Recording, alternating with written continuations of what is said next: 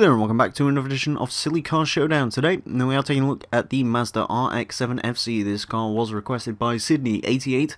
This hose came from down in there and it can fucking suck it. And for good reason, because he owns such an RX-7. This is a 1988 Mazda RX-7. And it's not just any RX-7, it's my RX-7, complete with Starbucks. Which naturally means we're going to have to build this thing with a stock engine, which means we're going to have to build it with the rather pretty looking turbo rotary with intercooler. Fantastic. Yeah, the FC RX-7, one of my more preferred of the 80s Japanese sports cars. I know this is in 1990, but shut up. Yeah, I'm not a huge fan of sort of the wedge styling of these cars, but I kind of like the way the RX-7 FC looks, and also I like the fact that it's a rotary, and rotaries are weird, and if you swap anything else into one of these, no, just don't. Anyways, another reason why I like this car is because it has the option of a wide body kit, which actually looks good, believe it or not. It sort of just widens the arches slightly, so we are going to go ahead and put that on it. Just in case you was wondering, engine swaps include the 6.2 litre V8, no, Turbo Rally, no, and the 4-rotor, which you can put in there, but we won't be doing that today. Also, as in accordance with the rules of the series, no drivetrain swaps are allowed, and also we must use no Forza Aero. I will go with that wing though, because I actually kind of like the way that looks, and that hood does remove a little bit of weight. Ooh, new set of wheels, the old sports car, and the fucking carbon fiber hood. Would you fucking look at that shit? Woo! And I don't mind the way it looks. I think this car does have some visual parts if you don't go for the body kit, but I'm not too bothered about showing those off. In terms of tyres... Alright. Just want you to look at how firm that is. How not firm that is. Uh-oh. Well, 295s on the front, and 295s on the rear, which are pretty good, front and rear. I don't expect this to make all that much power as well, so that's probably going to help the car out a little bit more as well. Up to B700, sticking the differential. Yeah, if I'm sort of guessing here, this is probably going to be a very nice car to drive. Not going to be the quickest. I can imagine it's going to be sort of like the RB Mustang, but slightly less quick. So it's something to look forward to, I guess. Gonna get on some weight reduction, although not much weight is gonna come out of the car. Finally, my aftermarket cup holders actually have a use.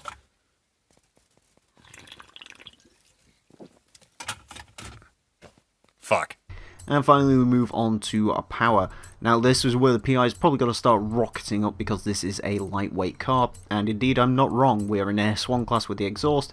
The rotary engines do actually have race rotors as an option, which is quite cool. And they actually bump the power up quite a bit, as well as the turbo system. Oh wow, we are definitely climbing PI now. S1861, and finally ending with the flywheel at S1863 for a total 485 horsepower, 392 foot-pound of torque, 2,594 pounds of weight, 3.7 seconds to 60, top speed of 217 miles per hour. Yeah, those are actually slightly better statistics than I was expecting from the stock engine. Usually, as a general rule of thumb, for this game, a stock engine will usually make about double the power it makes stock. So in theory, this 200 horsepower engine should have only made 400 horsepower. But to get, closer to 500 is something I'm certainly not going to be complaining about. If I had to guess, it's going to be a really nice car to drive. It's just not going to be massively quick in a straight line. But it is a pretty streamlined vehicle, unlike the Mustang. So it'll be interesting to see how it gets on. Speaking of which, let's head to the track and find out. My car won't move. You know what must be done.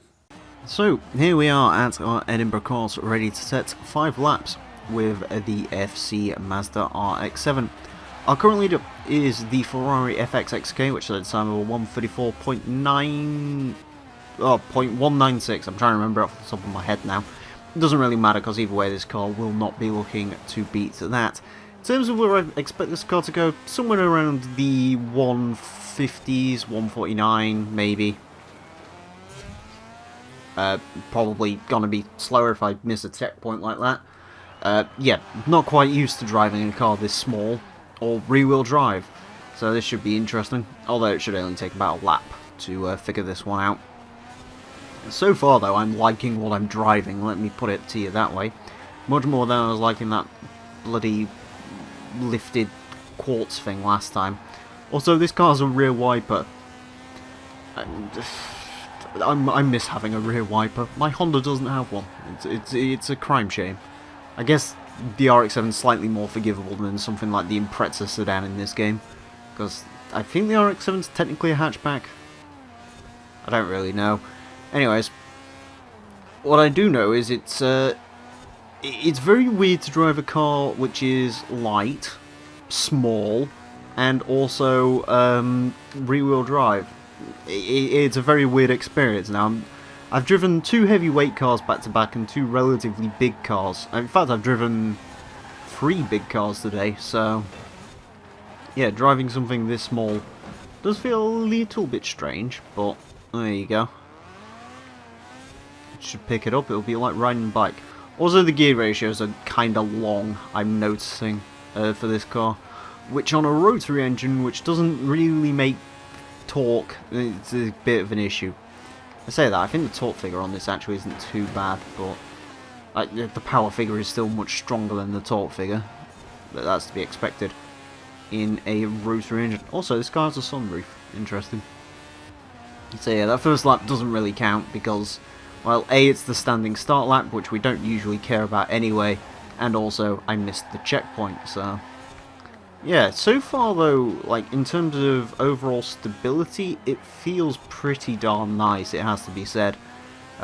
Really nice and sort of lightweight. It feels very chuckable. It kind of feels like you'd sort of expect a Mazda sports car too, you know, in the same vein if it's an MX-5 or something of the sorts. You know, lightweight, chuckable, easy to drive, a little bit loose on the rear end. I wasn't really expecting that too much from the FC, I've got to be honest, you know, 295 tyres. I was expecting to keep the arse end in check a little bit more, but they seem to let the car slide around a bit more than I'd like it to. But with that being said, you know me, I like a good old stable arse end. I really don't like the cars to wiggle around at all. So yeah, it's still not enough to put me off or anything like that. I don't think it's really affecting the lap time particularly, but it is something to bear in mind.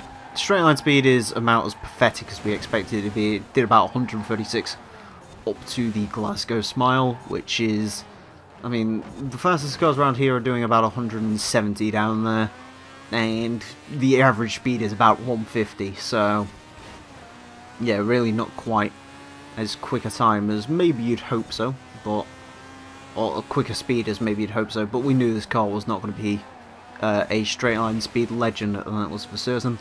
Also need to pay slight attention to bumps going around here, because this car is probably going to get bumped around a fair bit by curbs and potholes and stuff like that. The first proper lap for this car, 149.044. Okay, it's going to go a bit quicker than I expected it to. It's going to be sort of another car that goes into that 148 region. We've had a fair few of those today.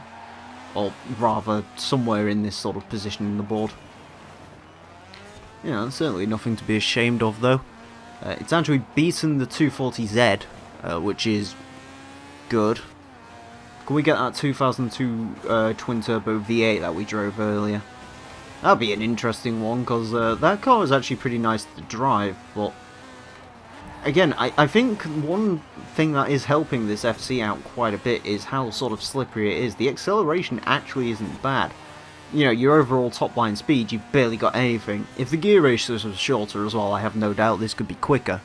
But it feels nice and composed. It feels relaxed. It feels, I don't know. It just feels, it feels quick. That's the worst. That's the strangest thing about it. Usually, you know, a car that can only do 135 down there usually does not feel massively quick. It sort of feels a bit lethargic to drive, but this sort of feels fun and peppy.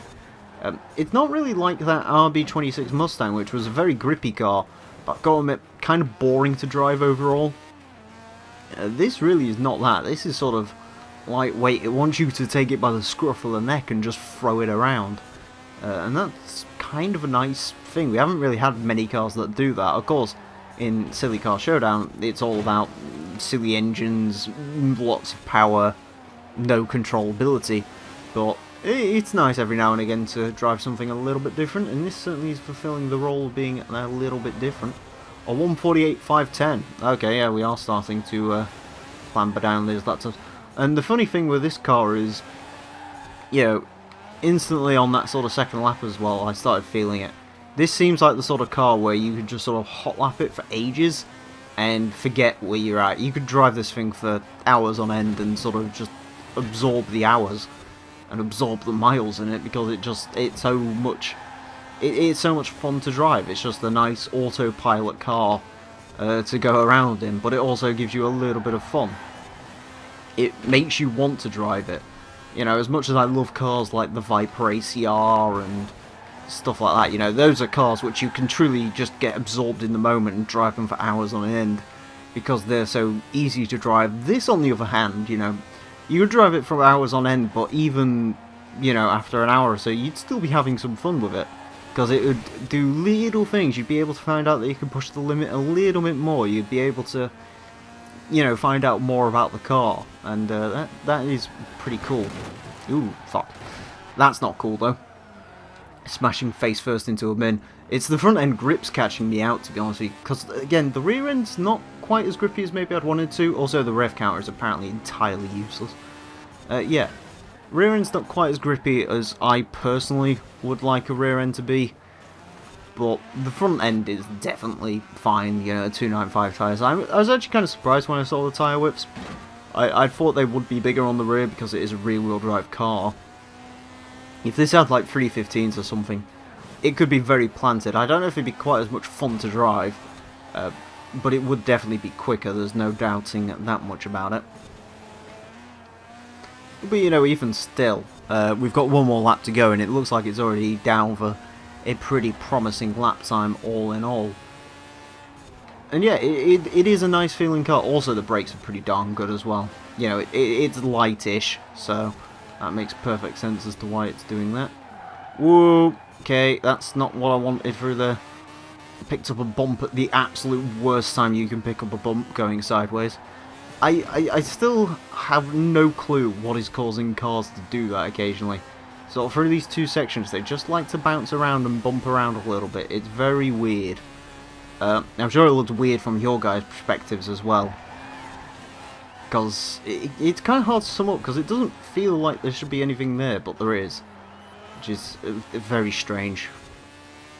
Very strange indeed. But yeah, overall, back to the RX-7 at least. I don't know if it's going to go any quicker on this lap now, thanks to that bump, but, you know, again, even with that time, it's a perfectly acceptable time for this car to come away with.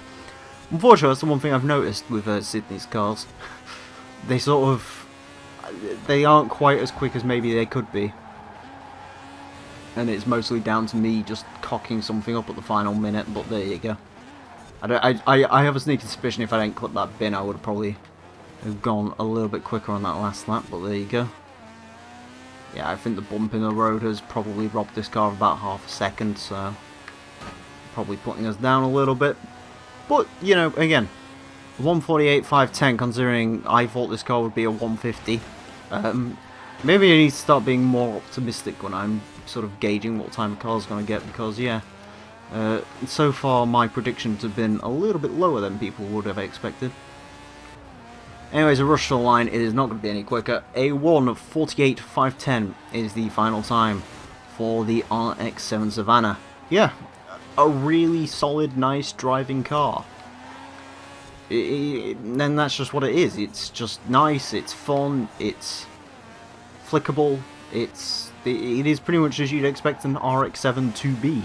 I guess just a little bit more, because obviously it's got more power now and so on and so forth. So, yeah. Can't say I was overly surprised by the FC, because I really knew this car was going to be good to drive anyway, but... yeah, I do kind of wish it had bigger rear tyres, but really I am just nitpicking at this point. Anyways, a 148.510 will put this car into 28th place. It goes in between the Porsche Cayman GTS, and it is about 0.1 of a second quicker than the Chevrolet Nova. That had a Viper V10 engine with 1200 horsepower, by the way. It's quicker than the 2002 twin-turbo V8. It's quicker than the 240Z, which is, you know, sort of cars that are kind of similar to this. It does lose out slightly to the RB Ford Mustang and the 240 SX4 rotor, but again, bear in mind that 4-rotor 240SX is only a second up on it, and it had 700 and something horsepower, and this has 485, so it's hardly anything to be ashamed of when it comes to this little car.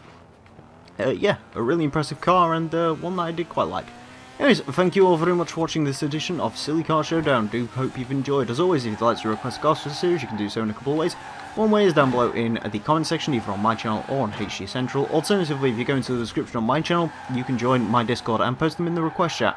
That is where I'd prefer you do it, just because I can keep a track of them, but you absolutely do not have to if you don't want to, and I wouldn't blame you.